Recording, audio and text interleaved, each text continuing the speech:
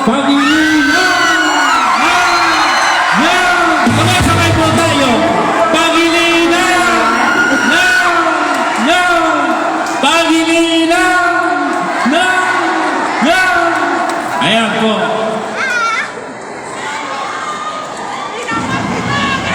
Hello po mga kababayan. This is Sharon Boneta Pangilinan na kahit po wala ako dyan, nandiyan po ako in spirit andito sa video. Ang aking pong ipakikilala sa inyo ay ang aking partner dahil siya po ang aking manok at ako lang ang kanyang cheeks. Actually po ang aming padre ng pamilya at aking padre ng pagkain. Diba? Hello pagkain, goodbye utong pag nanalo siya. At syempre, gobyerno ka ba? At ang magbuhay. Hanggang sa misis, kumakita. Alam ko nung doon, pag nanalo to, kaya hindi, balik ko doon. Nagugol tayo. Mga kababayan, tawag ko kayo. Ang aking pong mistake ay isang napakabuting tao. Ang pagkatao niya ay talagang very good. Bukal ko sa kanyang puso ang pagtulong. Mula ko ng bata siya po ay honest na kapatapat ko. Meron ko ako sa kanya, ayun po ang paborito sa kanya. Pinakagusto sa kanya. Ang kunyari ko po at pinakapaborito ko ay wala siyang gawin. Kaya po ako. At kasali ako sa SPG's promotion. Ayan, wala ko yung ginawa kung di mag-saving. Wala ko yung ginawa at gusto sa buhay ko ang makakulong sa bayan at sa aking lahat. Sana po yung siya kasama po ng aming pinagdala sa buhay susunod natin ang mundo. Sa CBP dahil umuupo po ang kanilang plano para sa pagpapama ng buhay natin lahat. Nakafocus na po sila ng ipinungalan na po. Kaya po, hindi naman po kami yung global life life ito. Ito po ay 10 years na ginagawa kung ipakakalaman ng Mr. Po. Yung 10 years na po, nilalaman po muna ang mga farmer at mga mangisda ang agrikultura sa Pilipinas dahil pag-imangan po ang agrikultura sa ating bansa, talaga po tayo lahat ng pagkain, lahat sasagalan, at napakayaman ng Pilipinas sa natural resources.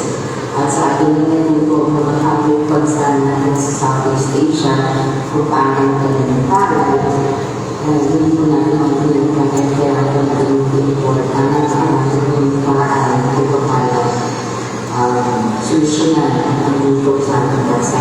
Kaya siyempre, pag-gusto, mas marami tayo magagawa, mas marami tayo mas nilakas tayo tuloy ang ating pangarap at alagaan ng mga sa buhay.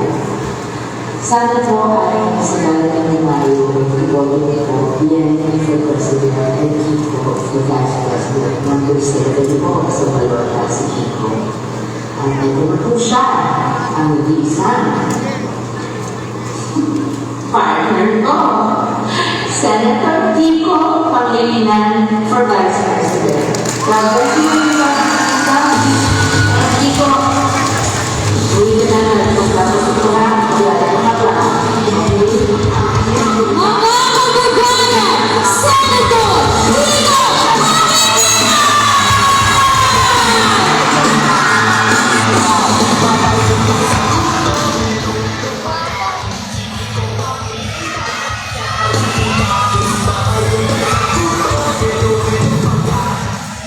Naing bagong maling, kada kayo amin na po.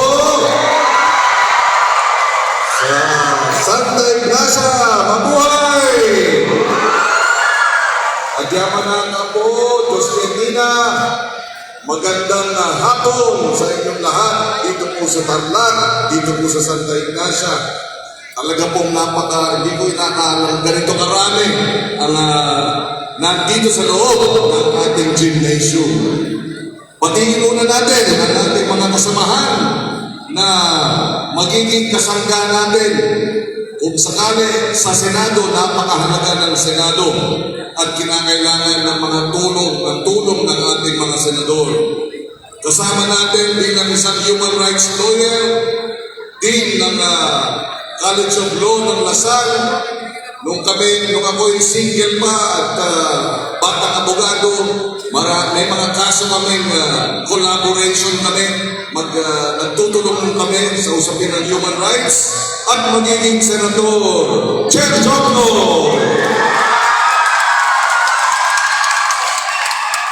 Ito naman ang kasama ko bilang student leader, nung ako'y student leader pa sa UP, naging aktivista, lumaban sa diktadura, kasama natin.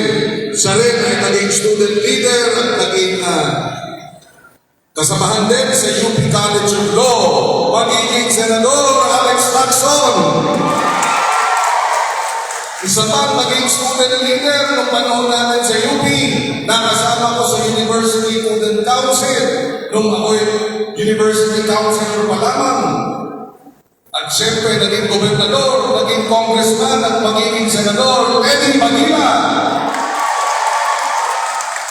Ang kinatawa naman ng kasamahan natin sa Senado, ang tawag ko sa kanya, 3-in-1. Bakit 3-in-1? Pag hinalan nyo si Risa Ontiveros, parang tatlong senador, ang ihahalan nyo dahil sa kanyang sipa, dahil sa kanyang pagiging mabusisi, Risa Ontiveros! Risa pa! Ito naman ang kasama natin, ang nakasama ng ating mga naging kasama sa labor movement at sa people's protest movement noong panahon din ng diktadura.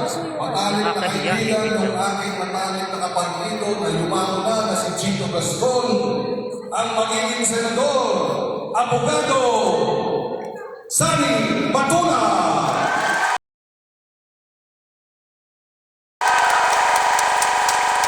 At ang susunod naman, nakasama ko naman sa gabinete, former President Noynoy Aquino, naging Secretary of Justice, nakasama rin natin sa Senado, matibay ang paninindigan, Laila De Lima. Si Dima De Leon, ang ginagawa. Alam mo, nabanggit ko sila lahat, dahil lahat sila nakatrabaho ko. Lahat sila nakasama natin sa mga pagkilos ng mga nakaraang panahon. Kaya nakakatiyak tayo, matibay ang kanilang paninindigan, hindi matatawaran ang pinangkakayahan. Tutulungan ba natin sila? Salamat po. Ngayon ako naman maghihingi ng inyong tulong. Ang inyong matamis na tulong. Kung palagi tayo po ang naging Vice President ng ating Republika, uunahin po natin tututukan ang ating problema sa gutom, sa kawalan ng hanap maayos na kita at suporta ng ating magsasaka at mangingisda sa agrikultura. At siyempre, tutugunan ang problema ng mataas na presyo ng pagkain. Dito sa Santa Ignacia, ilan ang anak ng mga magsasaka? Ilan ang kamag-anak na magsasaka? Pag-uwi ninyo sa inyong mga bahay, pasalamatan natin po sila. Matindi ang kanilang sakripisyo, matindi ang kanilang hinaharap na sitwasyon, ngunit patuloy silang nagsasaka para mapakain tayong lahat, para meron po tayong pagkain sa hapagkainan. Maraming salamat, pasalamatan natin ang ating mga magsasaka. Ngunit, kailangan din natin silang ipaglaban. 10 taon na po tayong nagsasaka rin dahil sabi ko sa sarili ko, nung ako'y chairman ng Senate Agri Committee, kinakailangan kong maranasan, matutunan talaga ang kinaranas ng ating magsasaka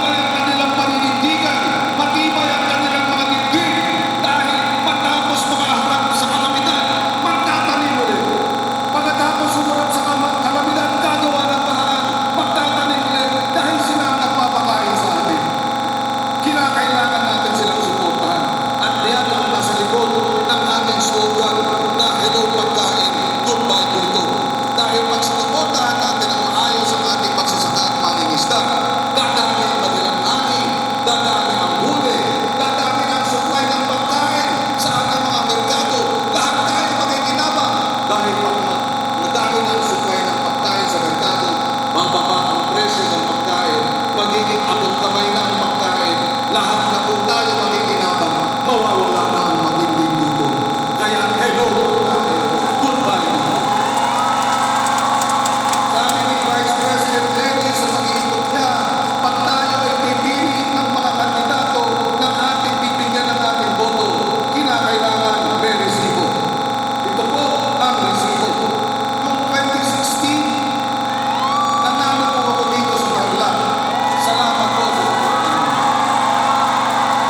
Itadagdag ko na rin, 2001 at 2007, tumakbo ko, 2001, 2007, nanalo rin po ako dito sa Tarlac. Nagtiwala kayo at tiniyak mo sa tatlong termino, minsan hindi tayo pumayag na masangkot sa anumang klase ng katiwalian dahil nagtitiwala kayo, hindi maaaring umalik, pag-inig ng tiwala. Miss, pwede ako mag-isuyo. Ito ang resibo. Katapos kasi niyong magsalita, sasayaw kami ng 6 minutes. Sabi ko, bibigyan Bigay ko na lang kapag sasayaw na kami. ang mga Thank you. magsasaka. Live kasi ito ng Tarlac Inyo po. 2019, naging batas na ang Sakit Saka Act of 2019 at isang mahalagang provision dito, yung pagsuporta sa magsasaka at pangingisda, ang gobyerno nasyonal, ang gobyerno lokal, maaari ang bumili direkta sa ating magsasaka at pangingisda, wala nang public bidding para tama ang direkta at tama ang presyo, hindi babarating ng magsasaka ng gobyerno na nadadagdagan na ang kita ng ating magsasaka at mangingisda. Meron na silang dagdag na paggastos. Lalo na ngayon, napakamahal ng pasaba. Lalo na ngayon, napakamahal ng crudo. Pag ang gobyerno bumibili ng direkta ng pangangailangan halimbawa ng ospital, pangangailangan halimbawa ng ating mga preso, potential chain, pangangailangan ng DepEd sa mga feeding program, kung bumibili ng direkta sa ating mga magsasaka na bilyong halaga sa buong budget ng ating gobyerno, eh talaga namang meron na silang dagdag na kita, may dagdag na gastos, ang magsasaka natin tututok na sa produksyon, tataas na ang produksyon dahil alam nilang hindi sila babarating. Ito ang resibo at binigay na po natin ito sa ating local government. Mamaya ibibigay din natin kay Governor Yam para dito sa Tarlac ma-implementa na agad. Hindi lamang tayo nakangako tuwing eleksyon, pag tayo po ay nangako, hindi na uuwi sa pato, na uuwi sa resulta, na uuwi sa solusyon sa problema. At ganyan ang magiging pakay at agenda at kilos ng Lenin Kiko Tandem.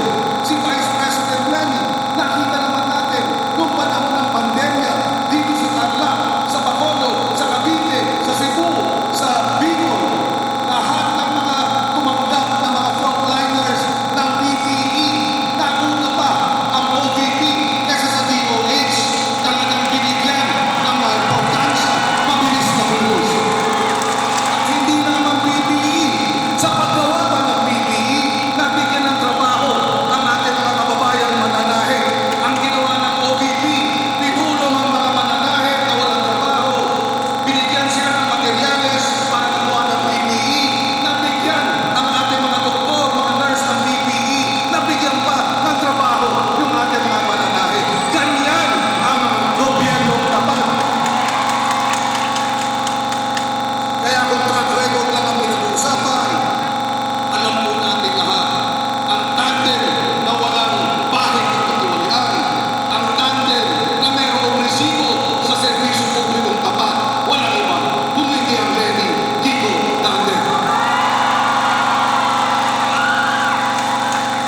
At para dito sa atin naman sa Tarlac, malapit sa ating puso dahil powerhouse din sa ating kultura ng Tarlac, kailangan natin suportahan pag tayo ay pinalad. Talaga naman magkakaroon ng mas maliwanag na usapin sa problema ng gutom, sa problema ng mataas na presyo ng pagkain. Sa pagtatapos, isa na lang ang ating pag-iusap. Dito, sa loob ng ating gymnasium, talagang kumbinsido na ang marami sa atin dito. Pero marami pang mga Andy. Kilala mo si Andy. Si Andy, nag-iisip pa. Hindi pa sigurado. Yung iba kasi parang masyado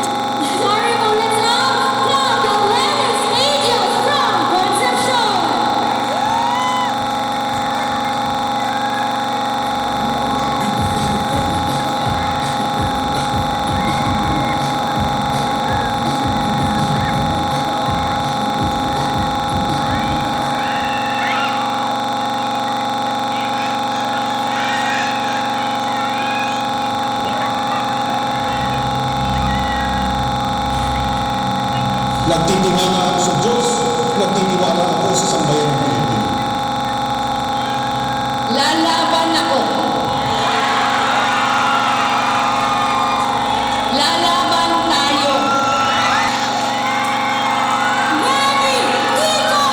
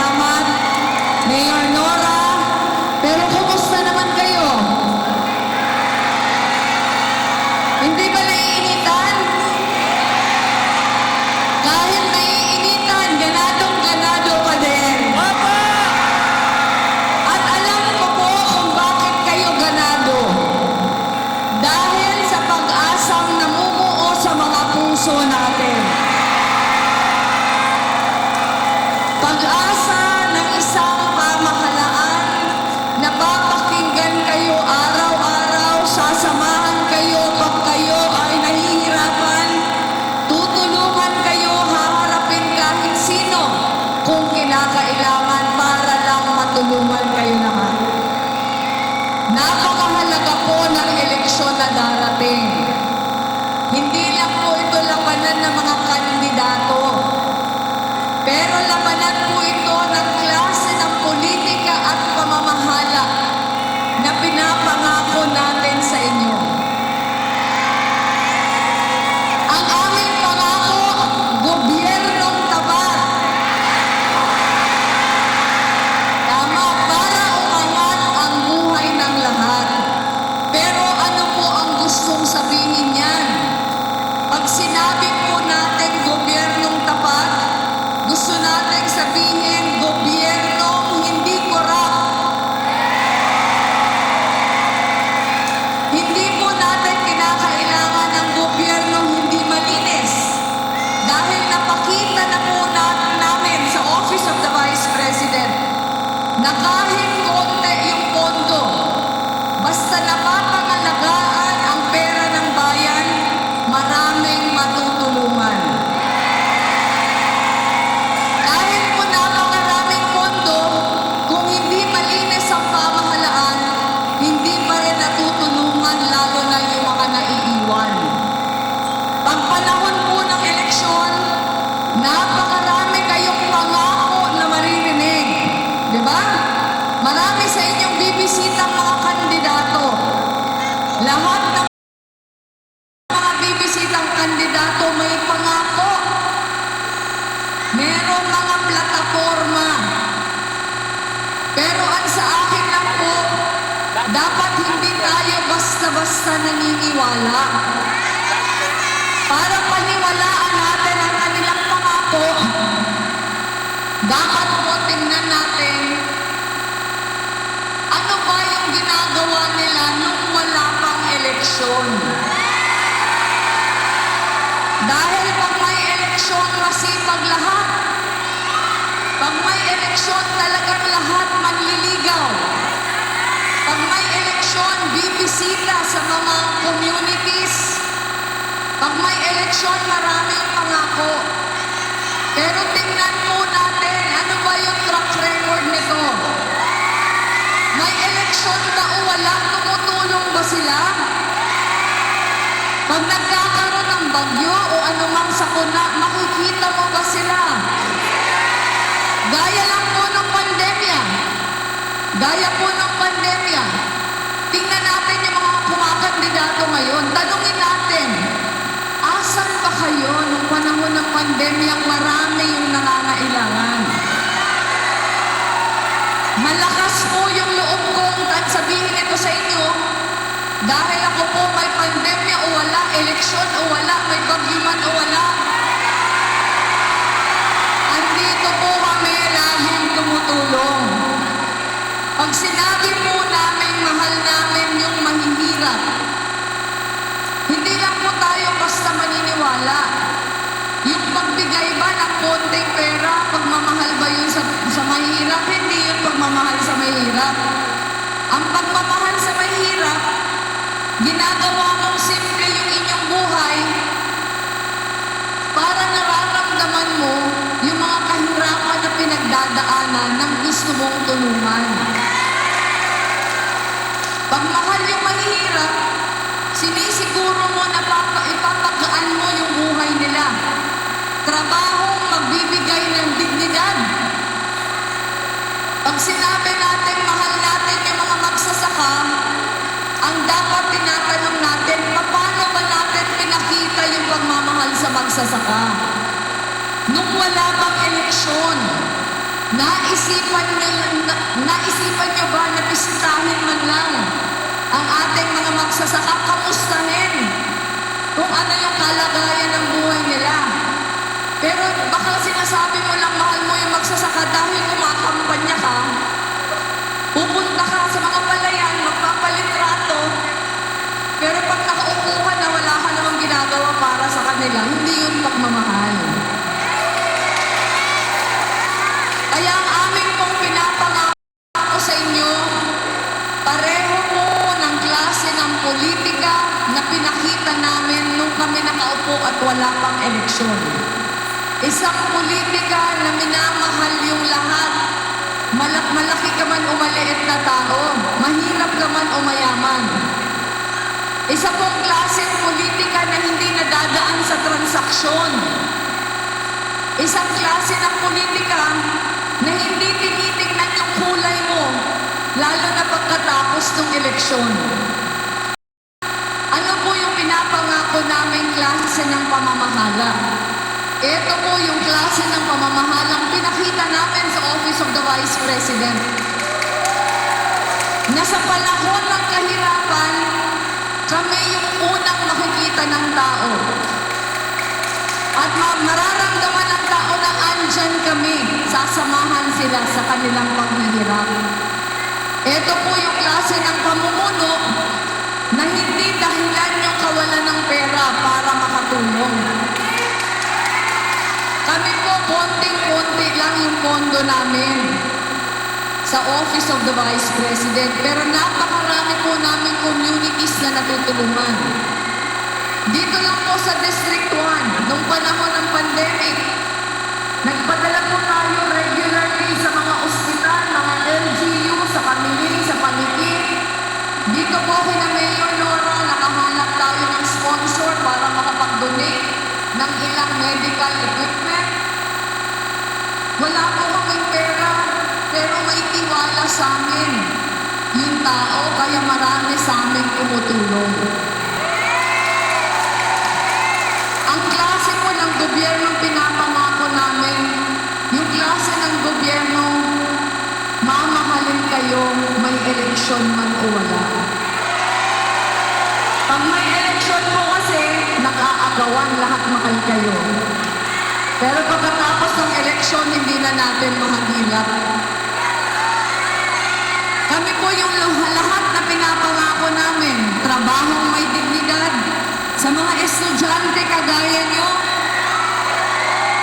ang pinapangako natin, dekalidad na edukasyon, makakapagtapos kayo kahit kulang yung inyong pambayad. Yung pangangalaga